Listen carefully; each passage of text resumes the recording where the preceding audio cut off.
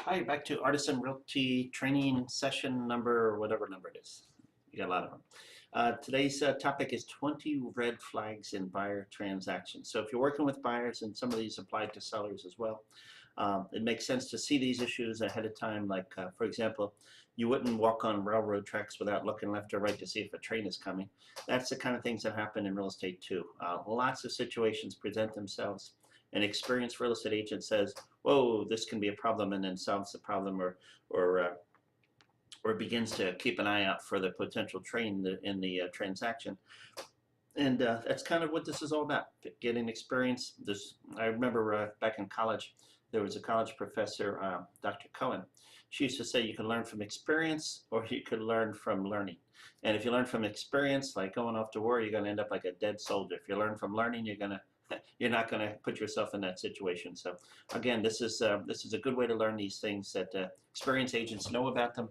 You certainly don't want to learn the hard way. So here we go. 20 red flags in a buyer transaction. And of course, bottom line there, it says sometimes a different set of eyes will spot it. Sometimes we need to see the signs ourselves. I can't be out there in the field with you all the time. If you communicate with me, keep me in the loop, tell me what's going on, and I'll certainly say, hey, watch out for this, watch out for that. That's my job. But you may need to recognize these things yourself. So we have these red flags. The first one, a red flag, is what's called a procuring cause issue. So let's give a scenario. Really nice real estate buyer gives you a call and says, hey, I want to see that house on Market Street, or when do you want to see it? Right away, I'm available. And you run over there and you open it up and you show them the house on Market Street. They go home and they talk to their wife at dinner. They really like the house. The wife says, great, let me call my friend, the real estate agent. They both go over that night with their friend and they say, hey, I really like this house. That's pretty good. They wait about a week. And then they call the listed agent and say, I want to buy that house. Well, was the procuring cause of that transaction? Or more importantly, who gets the commission? The red flags of a procuring cause issue are really what you want to watch out for. They would be something like someone walking into a house and saying, geez, this looks smaller now, or this looks, whatever. When we were at the open house, it didn't seem so bright and so nice. Or, all these different kind of senses and ideas. Certainly want to communicate with your buyer and know if they've seen the house before. But if there is a procuring cause situation, if you get a hint that there's something going on where maybe may not have been the first person to introduce them to that property, or maybe the worst case scenario is you're going to introduce them to the property and then they say, let's go call our agent, and you say, hey, what am I, chopped liver? Those kind of things happen all the time in real estate. When they pop up, give me a call. We'll do the best we can. Sometimes we can get some money out of it, maybe not all of it. But you want to be very sensitive, very aware. Keep your radar on for this potential procuring cause problem.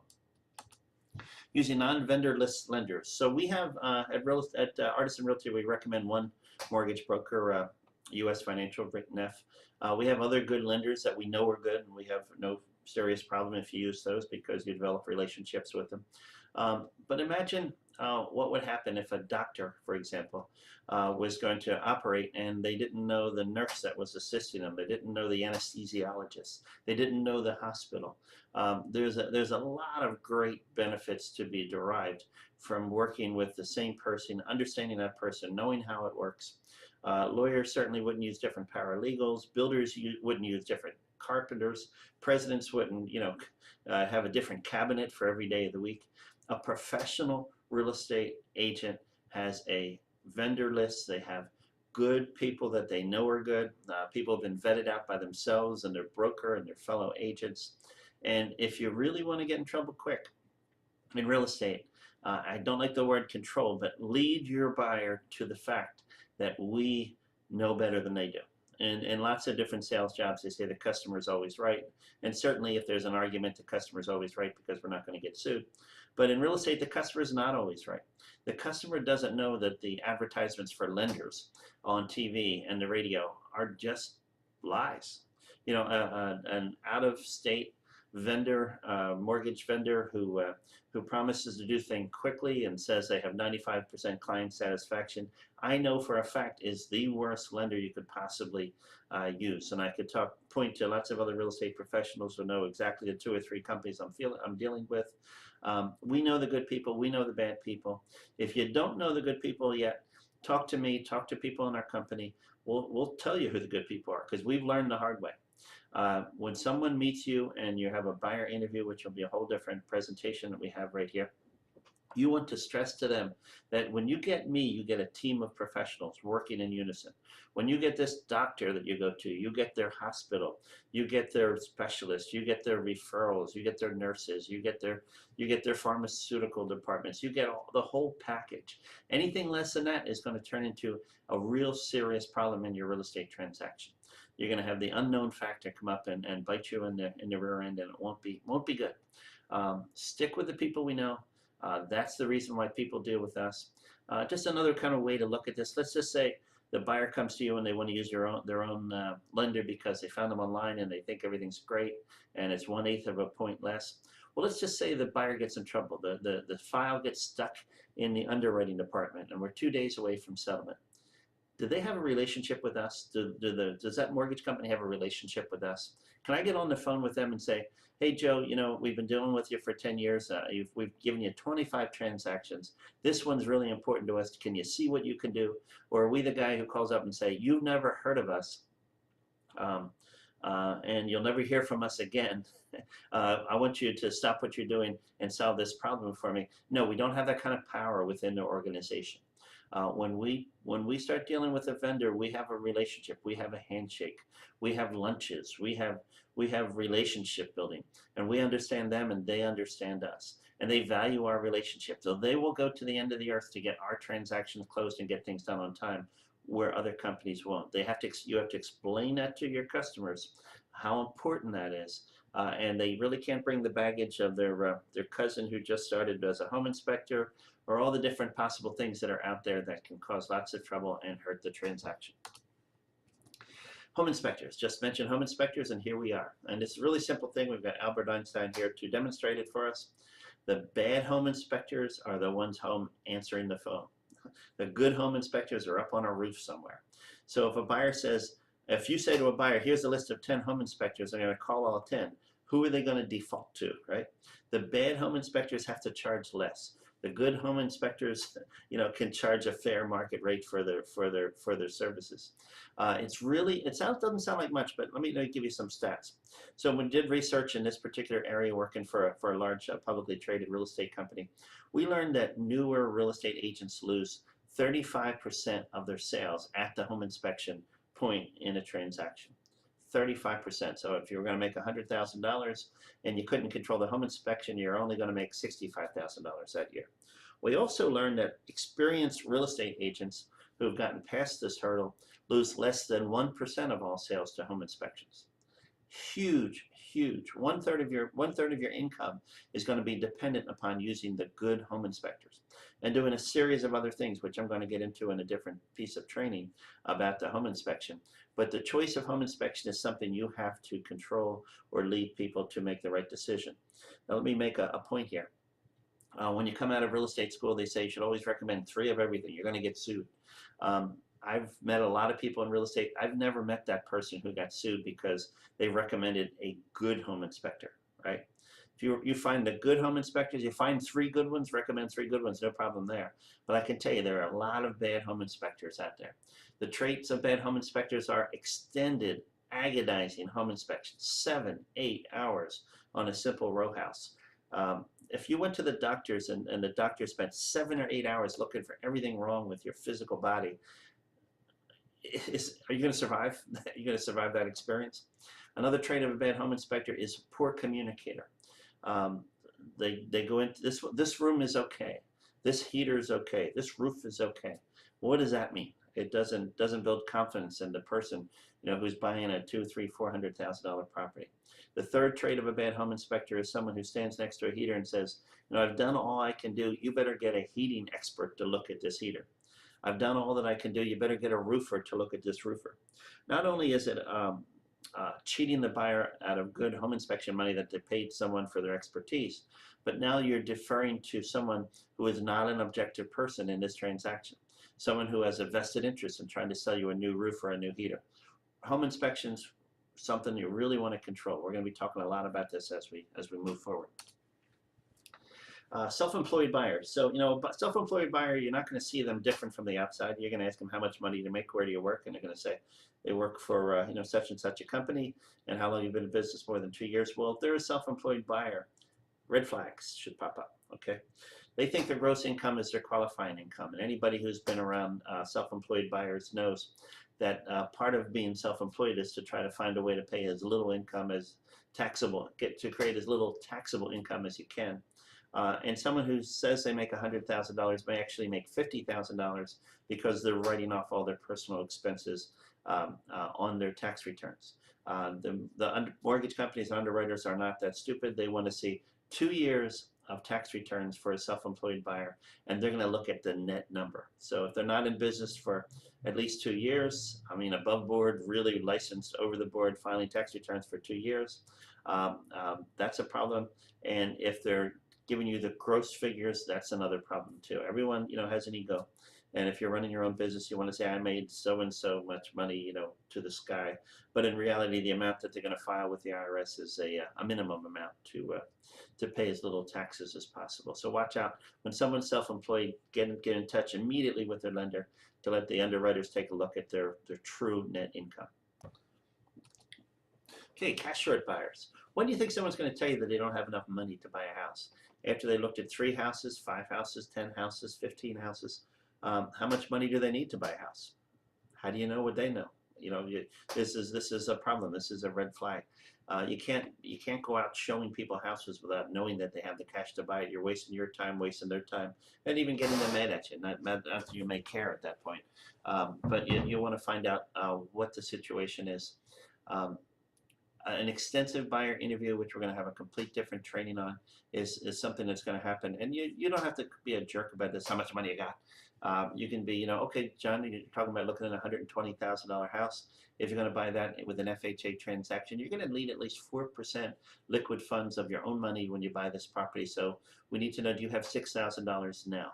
Okay, something like that. Just here's the number, do you have it now? That'd be perfectly fine and reasonable in human communication without causing any problems. But don't assume that someone has the cash in order to buy the property unless you've found out. So just a different thought. Property selection. So boy, 2014, 2015, buyers can go on Zillow, they can go on Trulia, they can go on Realtor.com, they go on 50,000 other different sites, and they're out there looking at these houses, pictures taken with the lenses that make everything look big, and with the fill-in flash that makes everything look pretty on the day that the seller cleaned everything up, and they're cropping out, the high tension wires, and they're cropping out the nuclear power plant towers behind it, and you don't see the busy street, and you don't see the neighbor with a junkyard in the front lawn. Property selection is a huge red flag. You're going to waste a lot of time, and you're going to if you disappoint people and they see disappointing houses, they're going to divorce you in your real estate transaction. You really want to get a handle on property selection in the beginning. Let them pick some houses, you pick some houses. Comment on the house choices that they had. Ask them where they're looking for houses. Ask them if they know that 70% of the stuff in Zillow is for sale, 30% is not. Realtor.com has pending properties in there. Explain how the photographers work and the video cameras, and tell them about your expertise. Find out what they're looking for and say, I can go out and find it without being fooled by all these smoke and mirror issues of what's going on out there. Selecting the property is a place where you could get on the bad path with buyers. It's kind of funny, just a little anecdote. I've been on many, many open houses in my lifetime as a real estate agent, and what I found is when I'm in a bad open house, dirty house, overpriced house, something like that, people treat me like dirt. Get out of my way, that kind of a thing. When I'm on a beautiful open house, it's priced right and everything's in place. Oh, hello, Mr. Bernie. Thank you for your time, Mr. Bernie. I really appreciate you showing me this. In other words, they're going to judge you as a real estate agent in relation to the houses that you show them. It sounds silly, it doesn't sound correct, but that's the way it is, okay? So you don't want to be caught in any kind of a situation where you're showing them houses that they're not happy with. Get involved in it. This is something you have to control. You have to lead them in the right direction so they pick the property that work for them, or at least the ones that make it look like you have some relevance in their house hunt. Buyer's remorse. Buyer's remorse. We've talked in different trainings about buyers buying houses 100% based on emotion. Hopefully you bought into that or you understand it. I'll just read this. It's simply a lack of information which brings on buyer's remorse. Buyers are surprised about the grueling loan process, how bad they're going to be made felt by the lenders. Buyers are surprised by the inaccurate closing costs. That should be in there. Buyers are intimidated by strong negotiations. They don't want to fight that hard. Communication and empathy is really the only answer. So here's what two things about buyer's remorse. One is acknowledge it. When you acknowledge it when you meet the people the first time and say, when you find a house and you buy it, you take it off the market. Just like everybody else, you're probably going to say, "Oh my God, what did I do?" But don't worry, that's perfectly normal.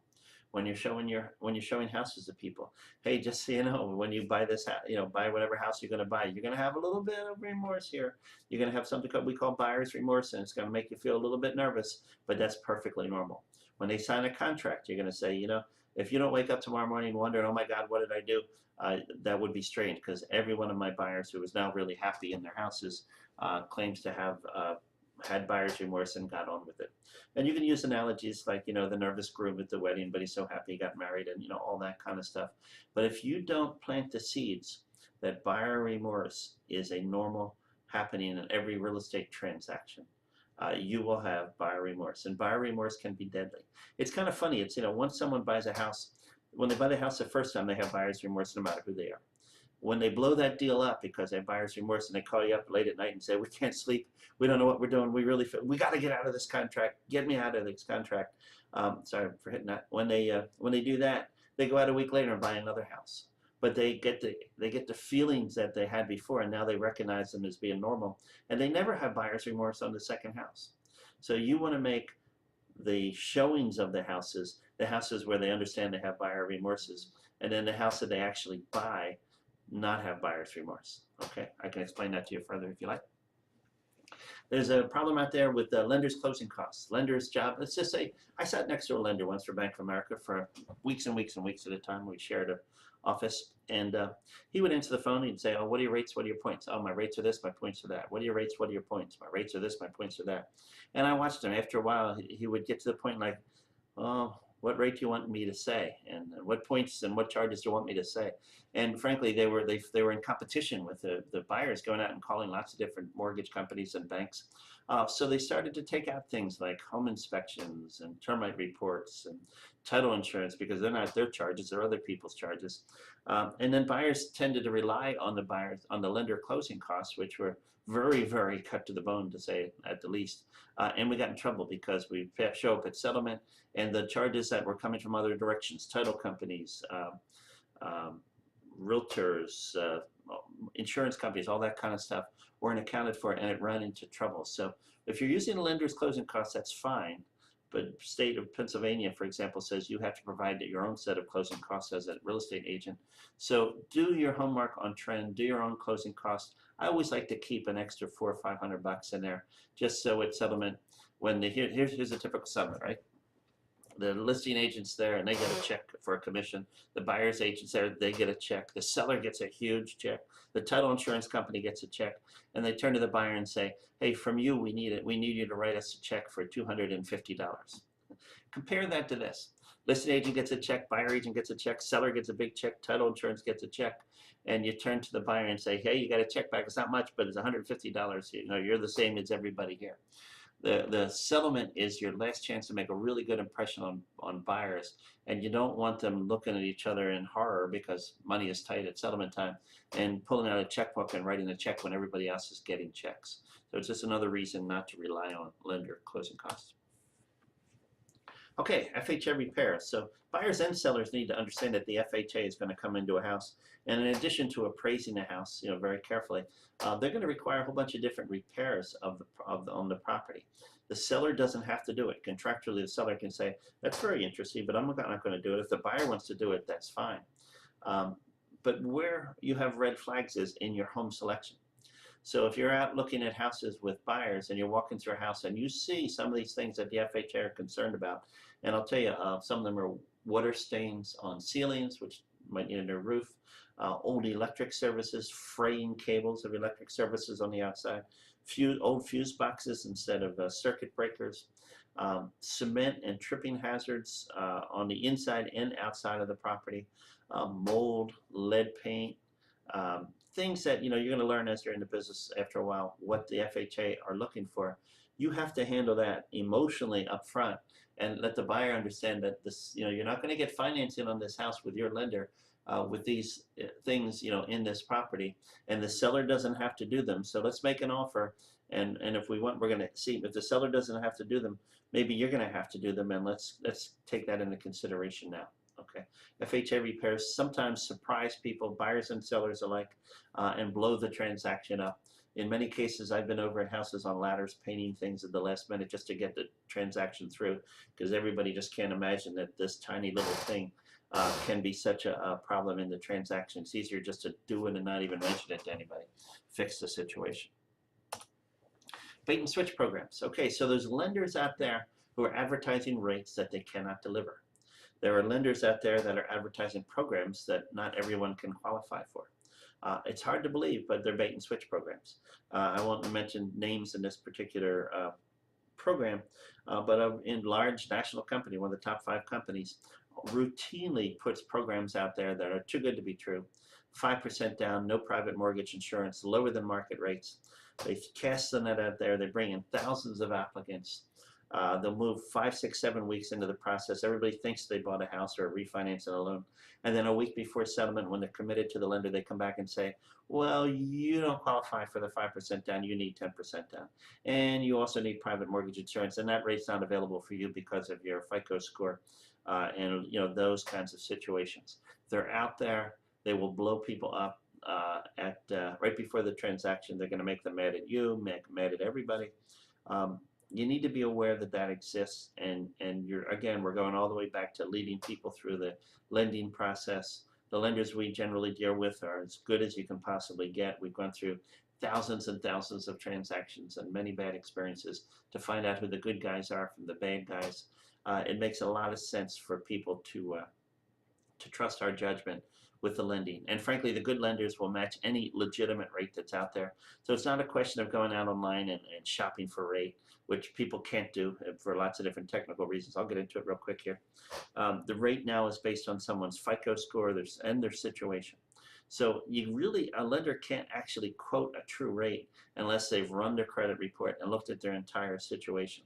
So anytime you see a rate advertised anywhere that says our rate that we can deliver you today is 3.85%, that's false, okay? They don't know the buyer's true situation. The buyers don't understand that. They're going to be hooked into the bad companies, and then they're going to take a while through the sausage making process to tell the buyer what their final rate is going to be, but it's not going to be that bait and switch rate that's out there in the marketplace. We can talk more about that when we have our interview with lenders in Artisan Radio.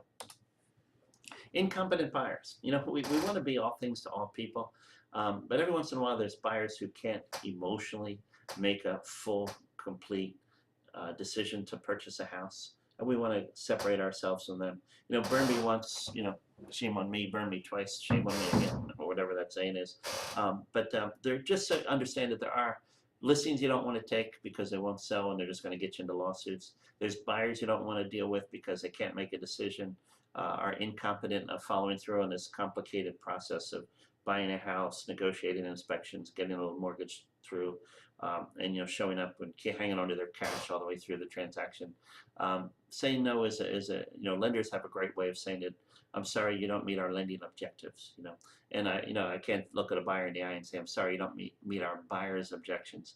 But go with your gut. I've learned that my gut instincts about people have been true. They've been consistent. Another kind of a rule that I've kind of wandered into through all my experience is that when a buyer presents themselves and they say, I've had a lot of problems with my last real estate agent. My last real estate agent was incompetent. They were terrible. They were mean. They were cruel. And what about, I might want to say, what about the agent before that? And they say the same thing. Guess what? In 3 weeks, you're going to be the person that person is now judging that way, because it's not the agent, it's the buyer. Okay. So nice way to do it is just not call them back. Sounds silly, but that's where it's going to end on that one. Understanding gift letters. So this becomes a big problem in lots of transaction. So what's a gift letter right off the bat? So someone's buying a house. they're creating a loan, and the lender doesn't want any loans to come before the loan that they're putting on the property, because if there's ever a foreclosure someday, any prior loans have to get satisfied first, and then the mortgage loan gets satisfied second. They never want to be in second position. So if anybody is giving or lending money to the buyer to buy the property, the lender is going to require a gift letter, and that gift letter ensures that they have the first lien position on the property, and that their interests are protected in case the property goes to foreclosure. In order for the gift letter process to be complete, they have to trace the money coming from the person who gives the money's account, and then when it's out of that account, and then when it goes to the new person's account, and then when it's deposited in the account. They want to see that nobody else has sneakily given money to the buyer, proving that they are a competent buyer and they don't have any loans out there that might be in primary position to that mortgage. So basically, if someone needs to have a gift letter, stop everything, time out. Say, do not transfer any money out of your accounts until you've talked to the lender and understand exactly the documentation and process they need to get it from point A to point B. If someone transfers money ahead of time, they're going to look back 6 months or a year into someone's checking account. They're going to find it, and you'll have to explain it. It's going to blow up the mortgage. It's not going to be successful. If someone does it, as soon as they buy a house, that's equal problem. They've got to reverse the whole process, put the money back in the gift giver's account, and then trace it through this process. And guess what? You're not going to get the settlement on time, because that will take time and verifications. You'll be waiting for bank statements to show up and all that kind of stuff. Okay, we're almost through this process here. Controlling negative communication. So what's going to happen? Let's just say we know what's going to happen. Someone's going to make a mortgage application to a company, and they're going to be treated in a way that's going to feel humbling and bad. The lender's going to look at their entire financial picture. They're going to ask them for written explanations for negative credit history. They're going to dig deep into someone's financial world. They're going to question, whether a bonus is real, whether they're going to write a letter to the person's employer saying, is this person going to have continued employment? All these different things. It's a very humbling process for people to get a mortgage. And we lose a lot of buyers in this process because they said, that's it, I'm not taking it anymore. The only way that you can lead people through this process toward a successful conclusion, getting to settlement, is to tell them ahead of time, hey, this is going to be tough. Dealing with a lender, even our great lenders, is going to be a humbling process. They're going to ask for things. They're going to ask for that same thing again, and then they're going to ask for it again. They're going to lose your paperwork. It's just such a incredible process now. It's tied in with the federal government and the Federal Reserve and Oxbane-Sorbet's rules and laws and all these different things coming together, and marry that with the most focused, detail-oriented people called mortgage underwriters, and it will be a difficult process. And really the only way we can make this not turn into a red flag or a problem that kills a real estate transaction is to tell people up front, expect agony. Probably the best way to say it. Don't want to say that, but that's the truth.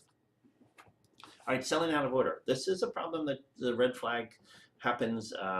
Let's go the correct order here of buying a house. You have a buyer interview. Before you start showing houses, ideally, if you can have a buyer interview that buyer and go through my buyer interview process, which I'll have up here shortly, that's the best way to do it. Before you're out wasting their time and your time, get the buyer interview complete, know where the red flags are, know what the buyer's challenges are, address the challenges, and find the right price point. All these different things happen, and then you'll be in great shape. Then the buyer should get a pre-approval. I'm not the kind of person who says I'm not going to show you a house unless you have a pre-approval. I think that's inconsistent with the internet real estate transaction world that we're in right now. But if I see some hesitancy toward getting a pre-approval after me showing them 2 or 3 houses, there's a problem. I have some great $300,000 and $400,000 buyers right now. I've shown them 20 houses. They're both doctors. I didn't force them, but now they're comfortable and they're going to get a pre-approval. They'll probably buy a house within the next week or 2. Be careful of the emotional sale. Someone who falls in love with the house. It's all in their emotions. It's all about feeling and how they feel about the house. A good real estate agent can do that. You can have the emotional sale, but just like I said in one of our other training videos, you have to back it up with an objective, factual sale. So let's say I'm talking to Linda. Lindy, I'm great that you love this. I'm happy that you love this house. I can't wait to see what you're going to do with the kitchen, and I'm so happy that you're excited about it. But let me take some of your time right now and show you the house again like a home inspector might see it. Let me show you the things that might have to change before you to get financing on this property. Let me show you how a real estate appraiser might see it. Let's go through and look at the flaws as well as the good things. Tie those two together, and then you have a sale. If you just have the emotional sale and no factual sale, it will blow up the next time they look at the property. You'll have buyer's remorse. It will also blow up when friends and family members come in and look at the house that they bought and start pointing out the negatives and feel that they have to get into a protective role. So be that emotional salesperson, but be that factual salesperson too, and the sale will survive the emotional sale issue. Prepare people for inspections and appraisals. When someone picks a house out after looking at 20 or 30 houses, for them, that is like the perfect house, right? All the other ones be damned. This is the perfect house for me. That's the way they feel about it. That's the way they think. Then they go on a home inspection. And they learn that there's, rust on the hot water heater and some mold underneath the roof sheathing. And some of the bricks need repointing, and you could do some regrading over here. And there's evidence of water bugs, which means they have water in the basement. And there's some rust on the electric service because water's been dripping in there. And underneath the kitchen sink, there, the drain line is leaking and all this stuff. Oh my God, my perfect house is now like I'm seeing it now for the first time. This is a real problem. You've got to prepare people. And just an interesting thing I discovered over time. The best way to prepare people for a home inspection is to show them a copy of a home inspection report prior to a home inspection. Any house. They're going to look at that home inspection report and say, oh my God, this is terrible. And you can say, no, that's perfectly normal. As a matter of fact, the buyers bought this house and they're perfectly happy with that house. And you start planting the seed of reality into their brain. And you're not fooling them, you're not manipulating them, you're showing them the fact. Otherwise, what happens is people buy a house, the home inspection blows it up, and then after they understand what a home inspection looks like, they buy the next house. A lot of time, a lot of energy wasted. Preparing them for walkthrough and settlement. Our contract says that the property has to be broom swept and free of debris prior to settlement. That leaves a lot of variation for what people think is clean. People are going to open up the oven and go, the oven's dirty. We're not buying this house, the oven's dirty, right? They can't wrap their head around the fact that this is not a new house, it's a used house, and they bought it broom swept and free of debris. That's it. So prepare people for that. That's very important. Communication, control's not the right word. Lead them to the correct understanding of how real estate works, and your transactions will go through. These are important things. If you lose 10, 15, 20% of your transactions to these red flag issues, you've lost a significant amount of your money. If you take a little bit of time, which is not a lot of time, to master these things that we brought up here in the video, you'll have a lot more success and a lot more money.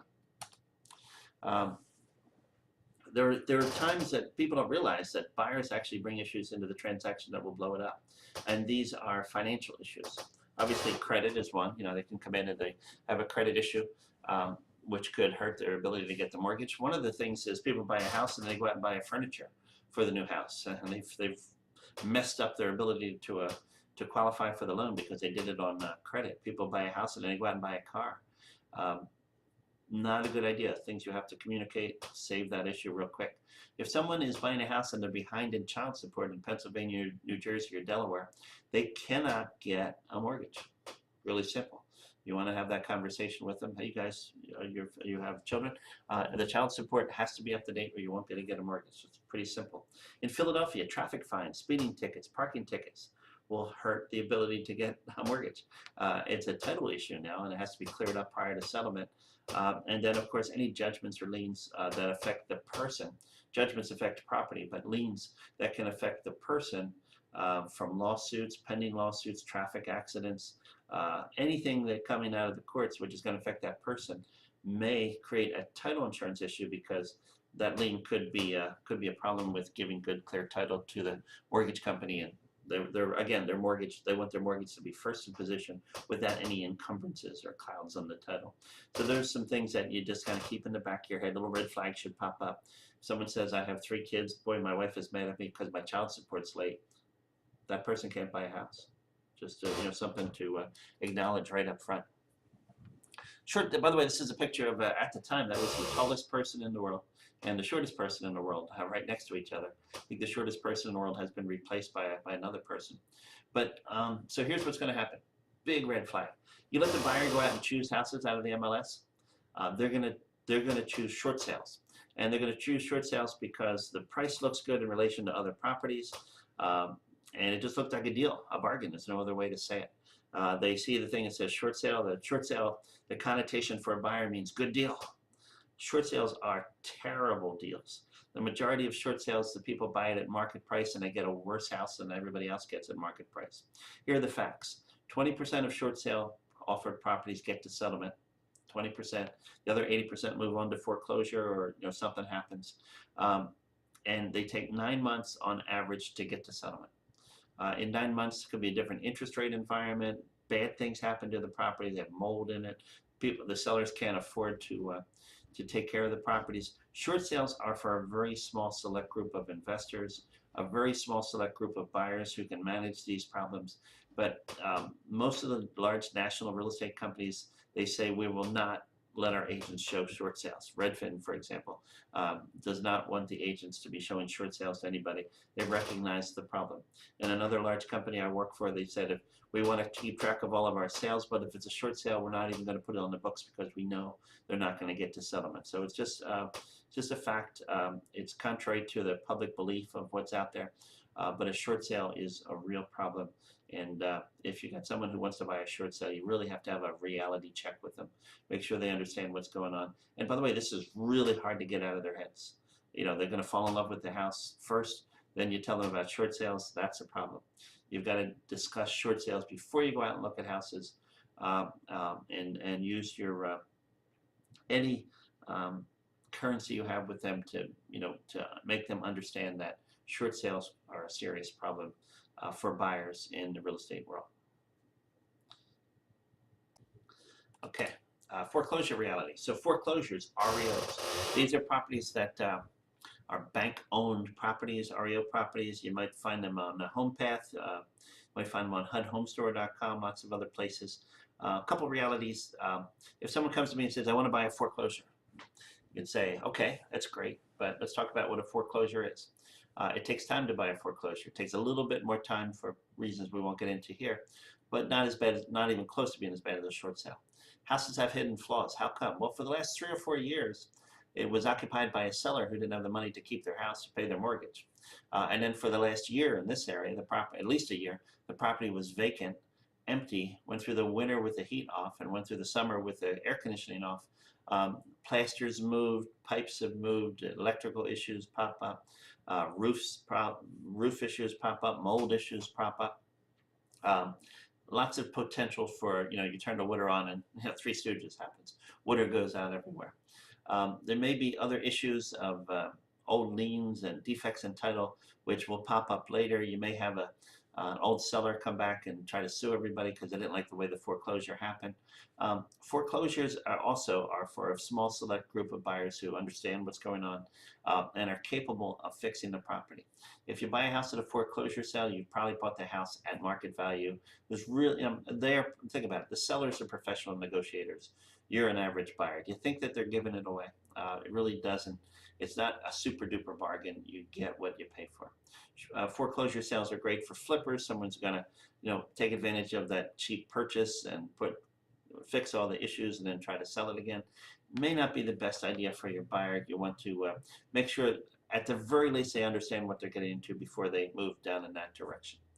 I think I'll leave that right there for now. Appraisals. So people buy a house and they have no idea that they really haven't bought the house till the appraiser says they bought the house. That's the bank's appraiser. So the best way to deal with this as a real estate agent is to basically communicate that to the buyers. Hey, you're going to think about the process too. Someone's going to buy a house, negotiate a sale price, pay for title insurance, pay for homeowners insurance, pay for a home inspection, pay for a mortgage application. 3 or 4 weeks later, the lender comes back and says, hey, that house you bought for $220,000, well, it only appraised for $200,000. And, whoa, my gosh, this is a problem, right? It may not be worth $200,000. It might be worth the $220,000 the buyer is willing to pay for, and there may be ways to, correct it with lots of different negotiations. But the bottom line here is that what a lender is willing to finance a property for, their value, is different than the market value of the property. Years and years ago, it used to be the same. The lenders would try to mimic the market value. Now, there's lots of other different ways that lenders are trying to limit their liability for foreclosures and compete in this marketplace. And the appraisers are tight. They're not giving a lot of extra money. They actually get penalized if they appraise a property for too much money. And it's important basically just to communicate to your buyer that it's not a deal until the appraisal has gone through. So what do you do as a smart agent? You go back and before you make the deal, while you're putting together the contracts and you have in consultation with the buyer, you do things just like an appraiser would do. I won't get into the whole list of it, but basically I'll say it real quick here. You're going to find 3 similar active properties, 3 similar sold properties within a 1-mile radius that have sold or settled within the last 6 months. And you're going to make comparisons between that and the subject property. You are going to allow or include properties that were short-saled foreclosures because they are legitimate sales, and you're going to then see the house the way an appraiser will see it. Sometimes the lenders will not let the buyers buy the best house in the community. They'll let them buy it, but they're not going to finance it. They don't want that risk. It doesn't mean that the house isn't worth what the seller's going to sell it for, but it may mean that the appraiser in conjunction with the bank is going to not put their neck out on the line as far as the buyer is willing to put their neck out on the line and finance that property for the high amount of money. We'll talk more about that, and certainly if you see that situation in your transactions, give me a call. We'll be glad to discuss ways to help it. Real simple one. A lot of people say, I want to go out and, these buyers say, I want to go out and buy a house first, and then I'm going to turn around and I'm going to sell the house that I have. Sounds like it makes a lot of sense. They always say, well, I don't want to be out on the street, right? I don't want to be out on the street. Unfortunately, that's not going to work. In this marketplace where the sales are a little bit slower, in most cases, and the sellers are a little bit more conservative as far as looking at buyers that are coming along, this situation is not going to work. So bottom line, if someone says I have to sell my house first and then I'm going to buy a house, great move. They're going to sell their house, they'll be able to negotiate strongly, they're going to have their cash in the bank, and they're going to be able to make a great deal on the next property. If someone says, I'm going to sell my house contingent on being able to find another property, no buyers are going to go near that house. It's going to cost a lot of money. It's just all going to fall apart. It rarely, if ever, works. In 2013, 14, 15, the sellers have to sell their house first, really moved close to settlement before they can ever take another house off the market in order for it to work. It's not the way it was before. We don't have swing loans. We don't have these bridge loans in between that will cover both ends of the sales. Maybe we will if the market gets healthier, but I don't see any evidence of that happening in the meantime. You got to sell your house first. That's it. We're not going to go out and show buyers a lot of houses. This is a red flag. We're not going to go out and show buyers a lot of houses if they haven't even put their house on the market yet. Sure, 2 or 3 or 4 or 5 houses, see what's out there, but then we're going back and we're listing your property for sale. Basically, strong contracts. There's weaknesses. There's legitimate abilities for buyers to get out of almost any contract, any Pennsylvania Association of Realtors contract for the first 30, 45 days. If no buyer's ever come to me and said, Dan, I want you to sell me a house and give me 50 loopholes to get out of it if I change my mind somewhere down the process. That's just not a reality of the buyers that I deal with. So what we want is strong, solid contracts, tying up all the loopholes. When we have our very long video, probably 2 or 3 hours, hopefully not, maybe I'll put it in parts, about understanding the agreement of sale and where these loopholes and exits are, we'll cover this in detail. And if you can practice making a very strong contract, everybody knows that they're in it, everybody's on the same page, you'll have a lot more success, and that would have been my red flag there. Okay, that was this particular transaction. I left you at the end in the dark there, sorry about that. We're going to go back, there you go. And these are important red flags. Now, you could be in real estate 30 years like me and learn every one of these red flags the hard way. Each one cost $5,000, $10,000, $15,000 and lost income and commission for me and whatever company I was working for. Or maybe you can replay this again and learn these things. Question me when we meet and get a handle on these. Because wouldn't it be nice if you wrote up 20 contracts were accepted and 20 contracts went to settlement and you were paid on 20 contracts. I can tell you that's a lot better than writing up 20 contracts, doing all the work, and getting paid for 13, 14, or 15 of those contracts. So real important class today. Hope you appreciate it. Hope you learned a lot from it. Thanks a lot.